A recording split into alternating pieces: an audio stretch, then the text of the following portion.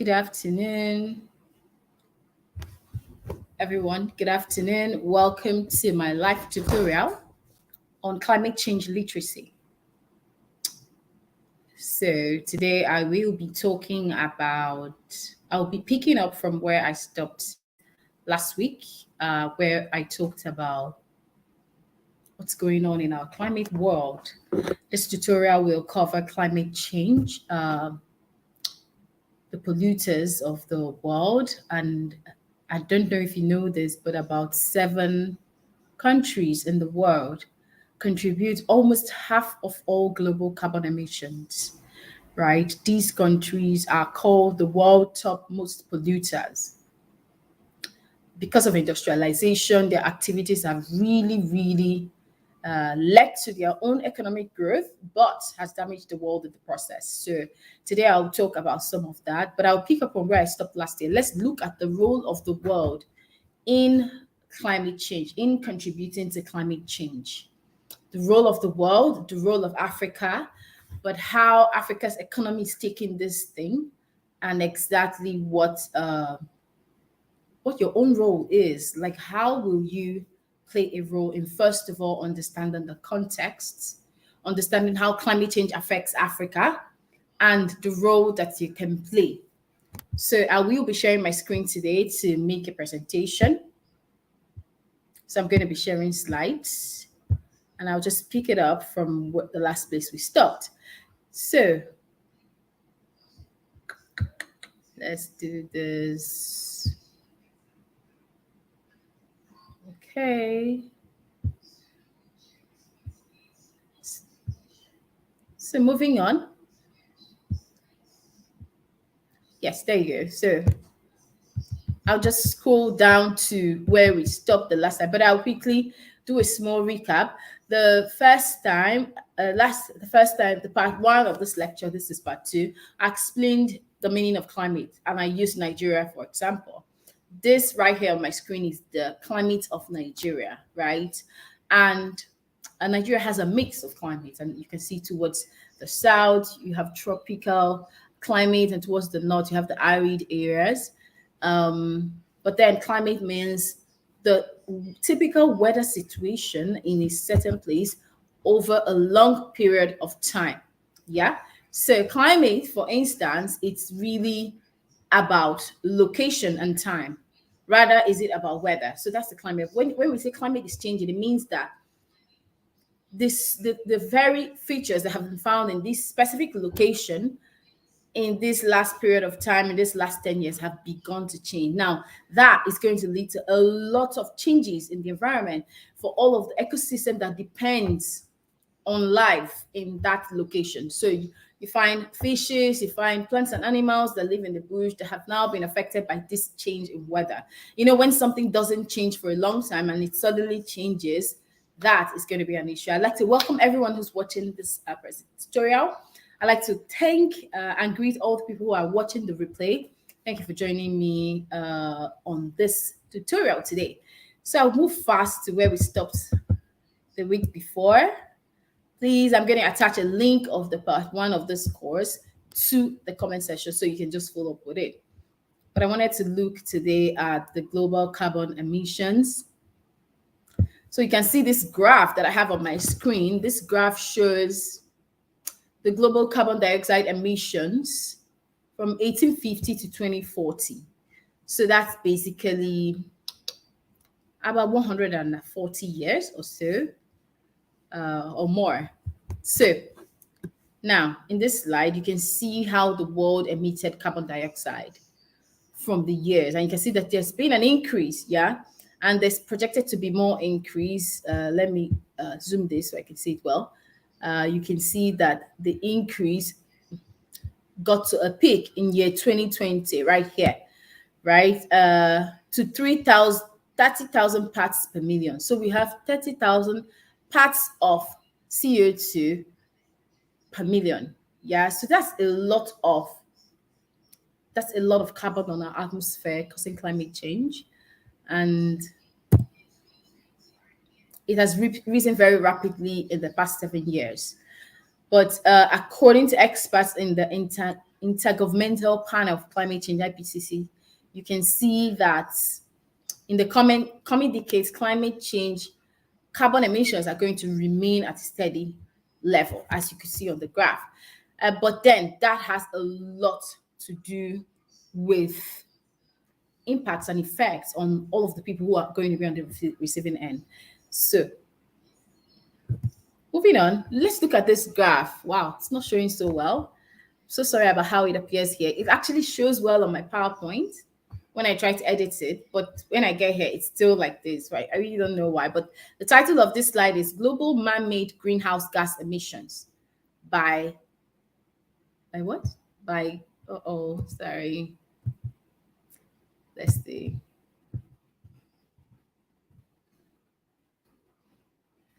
So in 2015, this is the global man-made carbon emissions, right? So looking at all of the countries, out of all the four main types of greenhouse gases, which is methane, nitrous oxide, HFC, PSC, SFC, and carbon dioxide, you can see that carbon dioxide has the highest amount of emissions.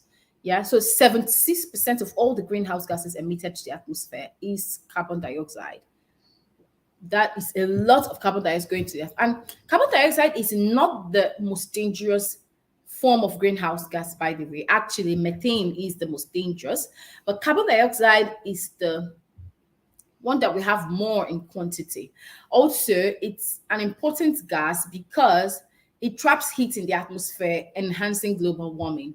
Other gases disappear from the atmosphere after a while of being emitted, but carbon dioxide gas stays in the atmosphere for a longer period of time. Yeah, so the role of countries. Once again, I apologize for how my slides look.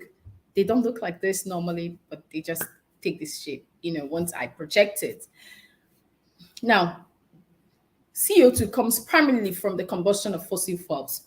Excuse me, in my last class, I shared the meaning of fossil fuels with everyone. They are dead plants and animals submerged into the ground, pressured underneath the earth for millions and millions of years.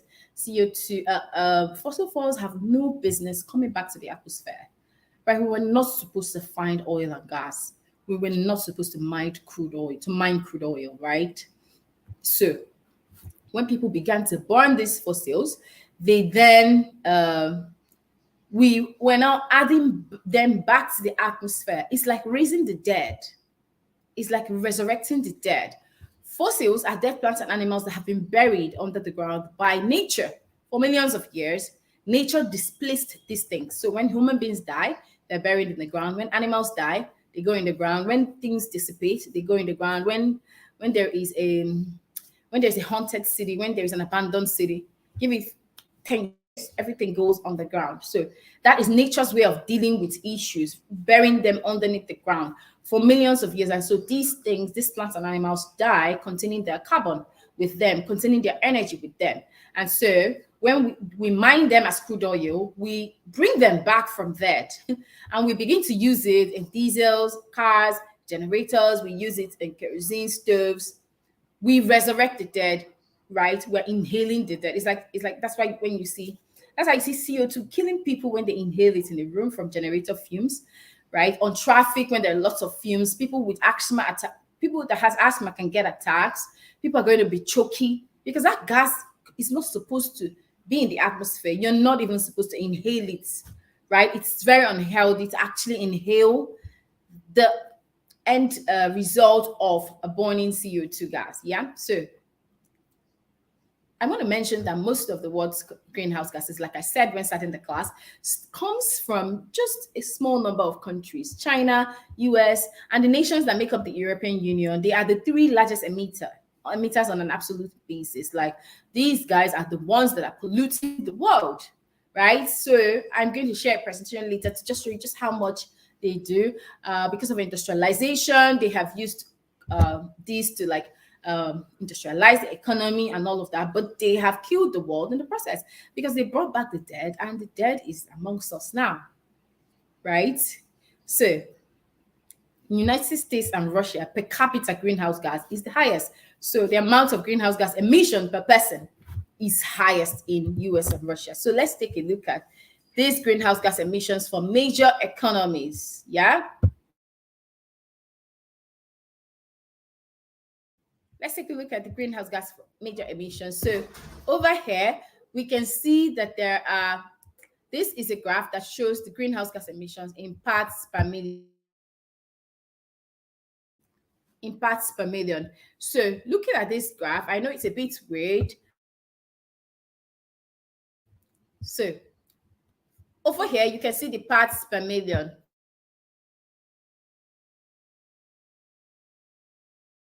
Sorry about that.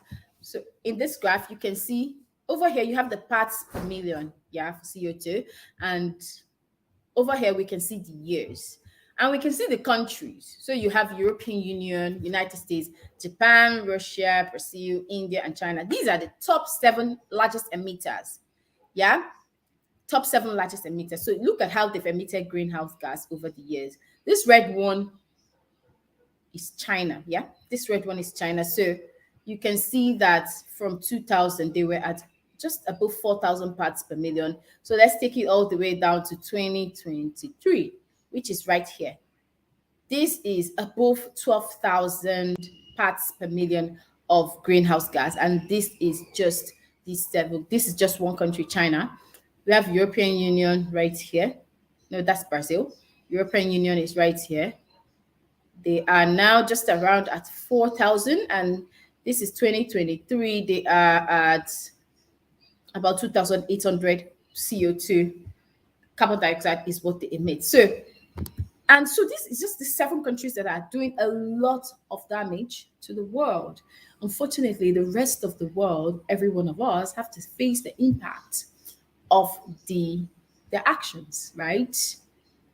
And in Africa, we have to bear those impacts for real. As you can see in Nigeria, you can see in some countries of the global south, like Pakistan, with flooding, you can see extreme events. I'm going to attach a link to my previous class so you can see where I explained it properly, how climate change is exactly affecting us in Africa and affecting people in the global south. Climate change, in fact, impacts are everywhere, actually. It's just that some countries have strengths to deal with their own impacts. So you don't hear about it a lot because they have infrastructure to deal with the impact, right? They have money to deal with the impact. We hear most of it in Africa because we don't have the money to deal with the infrastructure, right? And so that is why issues like carbon credit comes up. Carbon credit means that the countries who are polluting should pay for the transition of the countries who are not polluting, right? So the countries who have already improved their economy with fossil should give us some of that money, should shed some of that money with the countries in Africa who are still trying to develop that have not really contributed to greenhouse gas. That's a fair argument. Only that the countries that are developed are not paying for the transition. They are delaying and they're not actually bringing out the money. In COP9, what's that COP9? There is a climate change conference of parties that happened in 2009 when all of the countries agreed that the top polluters, this top 7, and also what is called the G20. G20 is a collective, a group of all of the developed countries globally. So they just come together to try and improve the world and do things in the world. Yeah. But they agreed that these people should pay $100 billion every year to countries in the global south. When I say global south, we're talking about the poor rural Asia countries that are not very developed. And when you have sub-Saharan Africa, you have countries in Africa that are not well developed. Yeah. $100 billion per year.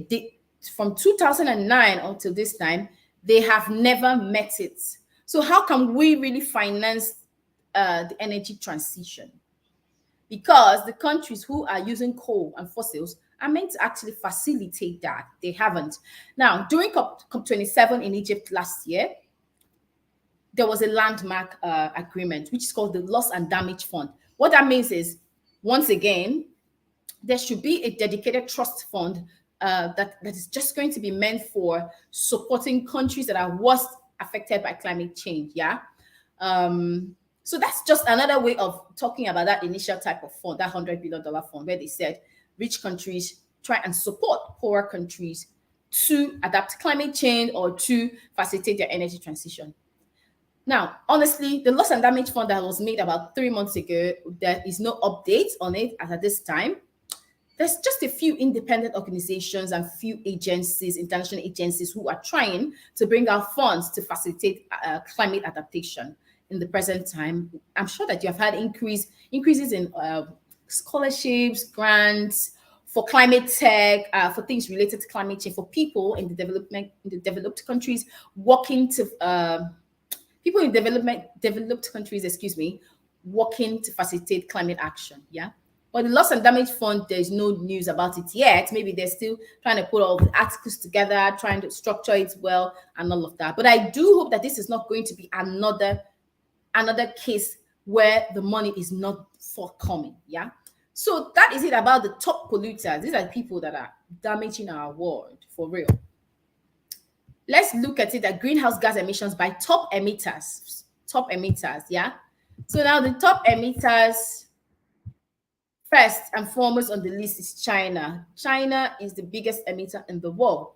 They are the ones that contribute 26% of all global greenhouse gas emissions. When we say greenhouse gas emissions, we mean carbon dioxide, methane, chlorofluorocarbons, nitrous oxides, and those some other little gases that make up the greenhouse gases, but these ones are the main ones. So China contributes 26.1%. United States contribute 13.4%. Like, China is way ahead of them by double, like by 200%.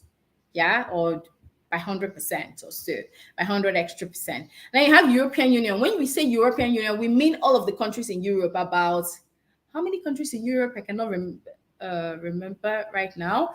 Europe's about 15 to 20, less than 20 countries in Europe. Honestly, I'm not sure right now, but it includes all of the countries in Europe. Yeah. India contributes 6.5% of global carbon emissions. Yeah.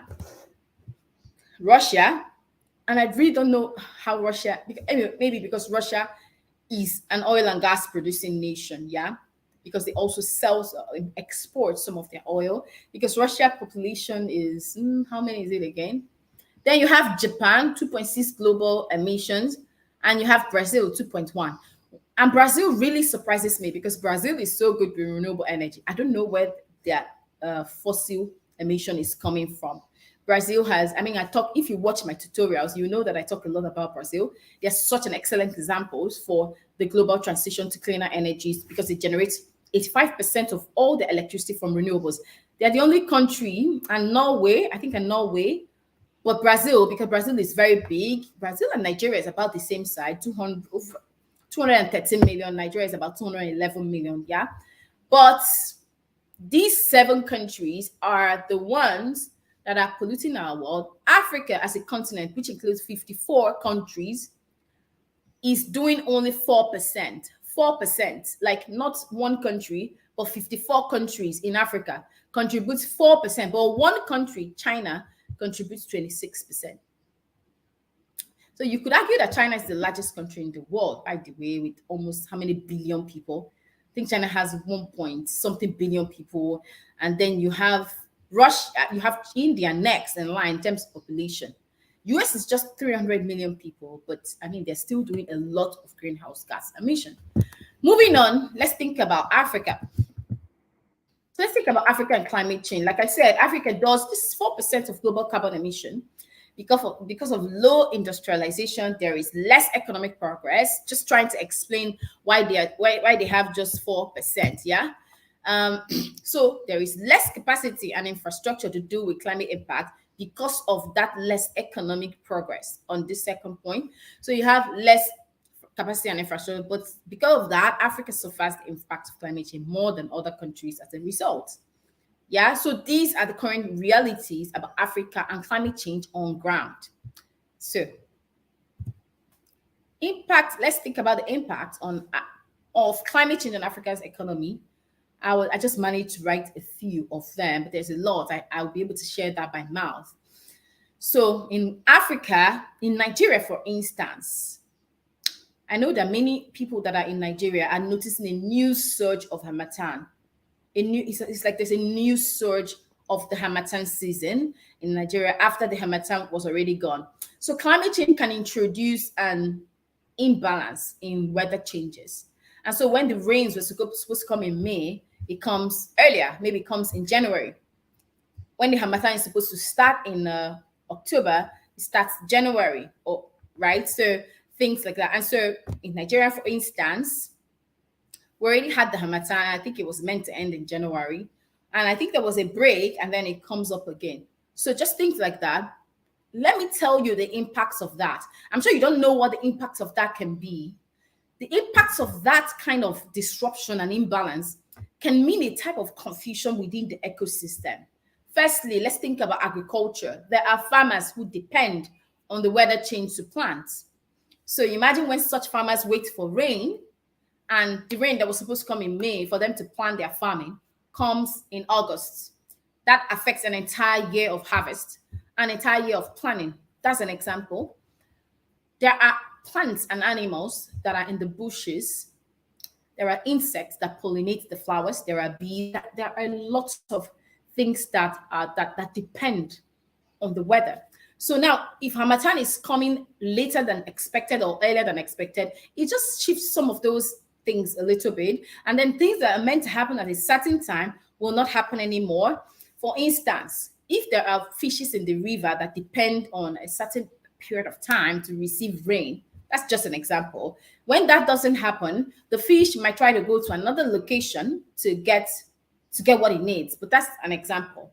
Thinking about fish, carbon, because of the extent of CO2 in the atmosphere, the fishes in the ocean as well, when it rains, it washes some of that excess greenhouse gas into the ocean, and you have cases of fishes dying in the waters. I'm just trying to explain to you how these things can, alternate livelihoods. Yeah. Anyway, that's just a brief example. You have heat waves, and in Africa, in West Africa, usually February and March, we have an extreme heat wave. But it's very, very strange that the Harmattan has just come from nowhere. We were starting to get the heat wave. It usually starts from the end, towards the end of February, and then it suddenly stopped and the Harmattan picked up. That is strange. I've never seen it like this before. I've never seen it like this before. Like after the heat wave is about to start, the Harmattan then starts again. So you have extensive floods, tropical cyclones, prolonged droughts. In northern parts of Nigeria, we have a lot of droughts because they are in the arid regions, right? The northern part of Nigeria is towards the northern Africa. If any of you have been in any northern African country like Tunisia, Algeria, Egypt, Libya, Morocco, you see that those are all in arid regions. Those are like the desert line, lots of desert in that area. It is in fact where the Harmattan comes from, like because of lots of desert and dust, a lot of dust, yeah? Those are dealing with extreme levels of drought. Water is an issue in those countries. You cannot dig water and find a well like we do in Lagos or in the south, in southern parts of Nigeria where you have water, yeah? So some other parts are drier because of the climate. Yeah, I showed you an example of Nigeria's climate at the beginning of the lecture. So you can see Nigeria has about 3 types of climates. Now, sea level rise is another impact of climate change because when the earth is warm, the oceans become warmer. If you boil water, do you know that water increases after when it's hotter? Water gets bigger when it's hotter. So an amount of water that fills a cup, you're going to get a bigger amount to fill that same cup when it's hotter. I don't know if I said that properly, but I'm sure you get it. So when the environment is hot, some of the greenhouse gases get trapped in the ocean body, or any water body, mostly ocean water body. Now that causes it to increase because it's hotter.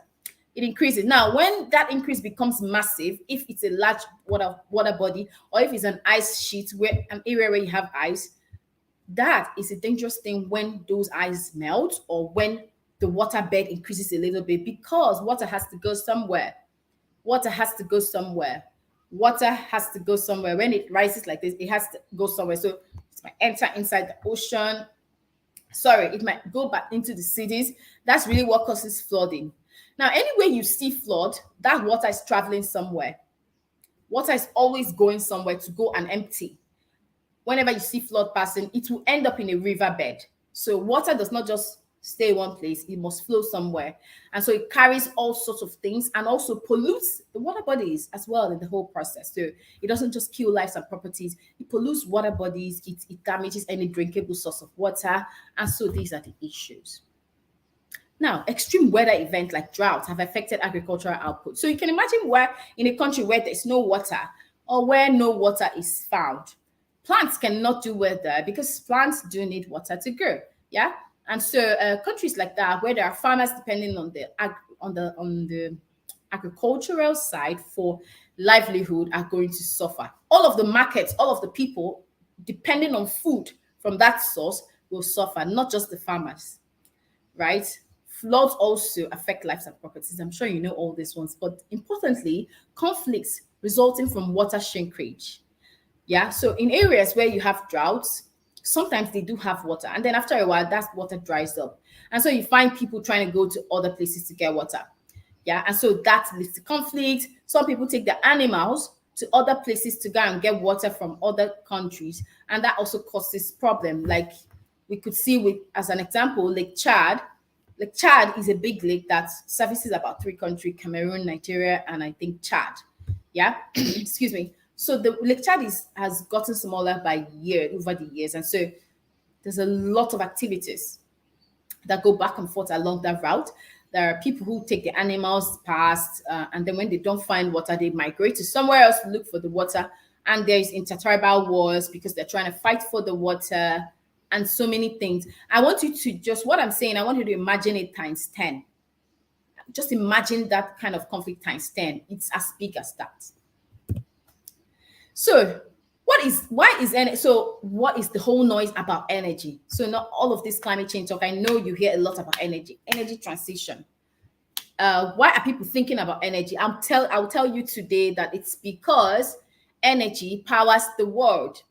Most of the fossils are used for energy. That's why when we mine crude oil, flare gas, use kerosene, use diesel, use all of these petroleum products, it's to provide energy for work, right? So that is what is leading to climate change, because energy mainly as an industry provides about almost 76% of the global carbon emissions. The energy sector accounts for 2/3 of global carbon emissions. 2/3. That's a lot. And then the other emissions just come from smaller things around the corner, like agriculture, natural causes of climate change, and just all these other smaller things. But energy is the main one. Yeah. That's why it looks like there's a big talk around energy, because energy just spans across everything we do. Appliances we use, LED bulbs. When you talk about energy efficiency, LED bulbs, phone charging, everything we use, fans, electricity, energy for cooking, cooling, energy for heating, energy for what again? Driving. So energy, yes, energy is the main one, and then transport is another one. But transport also is powered by energy as well. So I thought that transport is still part of it. So 76% of carbon emissions come from the energy sector for electricity, industrialization, cooking, cooling, and transportation. So let's look at how these sources are just divided and how it, excuse me, spans across all of these different sectors. This big one are all the different sources of carbon emission. We're looking at carbon now mainly because carbon is the biggest greenhouse gases available, and it's also the most dangerous. It's the one that lasts the longest in the atmosphere. It can stay 1,000 years in the atmosphere. So if when you were younger, your father drove you to school and he used a petrol-powered car, the carbon emission from that car was combusting that petrol to take you to school is still lingering around in the atmosphere till today, because carbon never goes anywhere. Excuse me. So we have all these sources. We have bunker fuels, we have land use issues, and some of the CO2 that comes from there. We have wastes. Look at just 3% of waste. We have 6% of land use. We have 2.2% of bunker fuels. I don't really know the meaning of bunker fuels. I think it has to do with harvesting gas. And then we have agriculture. Yeah, like I mentioned, 11% of CO2 comes from farming purposes. We have industrial processes as well. Then we have energy. Oh my God, that's 72% of all of human activities that emit carbon dioxide comes from energy. Now, from this energy, look at the things that come from the energy side, because energy is not just, many people think energy is for electricity. Wow, energy, electricity. No, energy means power, ability to do work. I know I made a video about that later before. I'll put a link on this one to explain to you what energy means and the difference with power and energy. There are two different things. But energy is really the ability to do work. There's energy for transport, energy for electricity, energy for cooking, energy for cooling, energy for any other thing you can think about. Yeah. So you have electricity chopping about 31% is electricity and heating. That's the energy that contributes to CO2. Now you have another energy is manufacturing and construction, 12%. I didn't even mention that one. 12% of this 72%. And we have transportation, fuel, petrol for cars, gas station, petrol station, diesel engines, all of those things for transportation. Then we have other fuel combustion. So other smaller things, and we have fugitive emissions as well that comes from some industrial processes and just other smaller things from agriculture that uses energy. Yeah. So this is what's going on in our world. Let's think about renewable energy now. So why is it important? So I know that many of people who have joined this tutorial today did so because they're trying to understand more about energy transition. There are many people in the energy transition space who are not there because they think the whole world is talking about it. Maybe there's something here for me in the future, but they don't really quite understand it. Let me tell you why the world is talking energy transition and why renewable energy is important. Because energy is at the heart of the climate change and also key to the solution. Did you get that? Like energy is causing climate change more and also the main key to the solution. A large chunk of the greenhouse gases that blanket the earth are generated through energy production. Like I said before, when we burn fossil fuels to generate electricity, heat for cooling, cooking, we are sending a lot of CO2 to the atmosphere. Now you have fossil fuels, and I've explained to you the meaning of fossils before, the dead plants and animals that are buried under the ground for millions of years, which was discovered as a result of the Industrial Revolution when human beings found oil in the ground. So they went and mined that oil and refined it into all these different products. Now, these fossils, such as coal, oil, and gas, are by far the largest contributors to global climate change, accounting for over 75% of global greenhouse gas emissions and nearly 90% of all carbon dioxide emissions. The reason that I put a statistic here is so that we can understand why the shift to renewables are important, because that one cannot diminish. Meanwhile, oil and fossil gas can actually has an expiry date when it finishes. So the challenge that I make to world leaders is really, how about investing everything in renewable energy? All of this money, there are a lot of countries calling for investments in coal, investments in gas, some African countries calling for that. But that's unwise, actually, because it's important to invest now in renewable energy power, because what are we going to leave for our children after now? Because these gases will deplete. So by the time we build infrastructure for gas, who's going to use it? We must think about continuity. Do we think that China is really foolish to build all of these new renewables infrastructure they're building? People are saying, oh, it's because China emits more. That's why they're building more. No, they are wise. They're thinking about the children 100 years to come, because they do know that coal, oil, and gas are depleting. They are not renewable. The renewable means that it's available in the world and will never diminish. Sun, for instance, will never go away, because the sun is the very basis of the earth. It is the sun's rotation that makes us get years. So the sun is not going anywhere. It's just part of us. Yeah. So that's why the call for a global renewable renewable energy transition is very important. Looking at it, the way to achieve this is to end our reliance on fossil fuels and invest in alternative sources of energy. Yes, just what I said, because we can begin to reduce the carbon emissions, because as the day go by, the impacts are going to get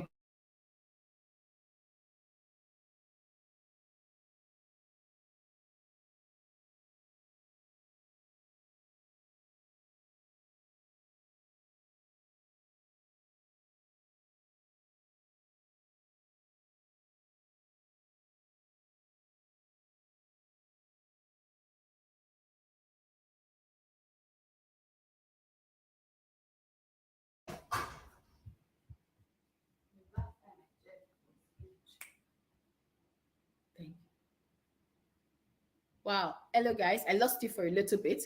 So I'm rounding up now. So it's very important to switch to renewable sources because they're available and abundant all around us. Sun, the wind, water, waste, heat from the earth, like geothermal, sun for solar, wind for wind energy, water for hydro energy, waste for bioenergy, and heat for geothermal energy are replenished by nature and they emit no greenhouse gases or pollutants into the air. What is energy transition? This is my very last slide. What is energy transition? It means that transitioning away from those gases that cause climate change. So the gentle transitioning away, moving to better energy sources, moving away from fossils to cleaner energy, since the world has over the decades dependent on fossil energy. How can we now move away from it, seeing that this is now affecting the world? That's really the meaning of energy transition, right? So we know that greenhouse gases trap heat and they cause global warming. So we can move away from that to better and safer energy sources. And that's my very last slide. There are three pillars of energy transition, by the way. Let me find, I think I'll teach that in another class where I'll talk in detail about energy transition, the meaning of it, the three aspects of it, what you can do if you're in the energy sector. Not just if you're in energy, I think everyone should be in the energy sector. What I mean by that is that no matter your profession, you can advocate for renewable energies. You can advocate for the move to sustainable energies or to alternative ones. You see, because this thing is every one of us is in it. Yeah, like it's all of us. I wrote an article for Business Day where I talked about what you can do in the industry. If you're a lawyer, if you're a finance person, if you're an engineer, if you're a building person, if you're an architect, everyone has a role to play for a better climate. And I will be sharing that in detail next time because people do not need to think that they're, oh, it's not my profession. I'm not an engineer. I'm not a biologist. I'm not a scientist. It's for those guys. It's for the scientists. No, myself, I'm not a scientist, but I am in this sector. So I'm telling you too that you can play a role for the climate. You can do something within your organization or community to ensure that we bequeath a livable environment for our children to come, generations to come. That's really what China is doing now. China is trying to build for 100 years ahead of the line, setting up all this big renewable energy infrastructure. Very soon they will lead the world in that. I think they are already leading the world in that, but all of us must follow suit. But how can Nigeria do this? Is by you and I working together, by you and I helping to make Nigeria's policy easier, easy to follow. Is by we helping to implement the policies that the nations comes up with. Is by us trying to be good citizens and patriotic Nigerians, trying to help the government do their work as well. Okay, I hope that that has been helpful. This is my last slide for today, and it's been 38 minutes. I usually try not to exceed 30 minutes, but that will be it for now. I want to thank you. I want to thank you all for joining my tutorial for today. And if you're watching as a replay, thank you for watching. Please let me know what you think about this class in the chat box. I want to stop sharing my screen and see if I have any questions at all.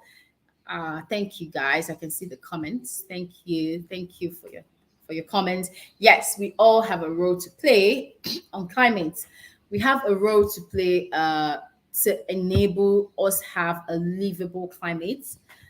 Thank you for your comments. So without much further ado, if there are no more questions, I will end my call now, but I will be sharing some more links to you with you in the comment section where you can go and read more about this and where how you can find out what you can do to help our climate, what you can do to support the government, what you can do as an engineer, as a lawyer, as a writer, as an economist, as a biologist, as a building engineer, as an architect.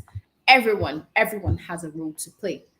With that, I will end my class for today. I will be seeing you next Monday. I missed my Monday tutorial yesterday, and that's why I'm doing it today. I have a lot to talk with you about. Thank you for joining, and that will be it for now. Ciao.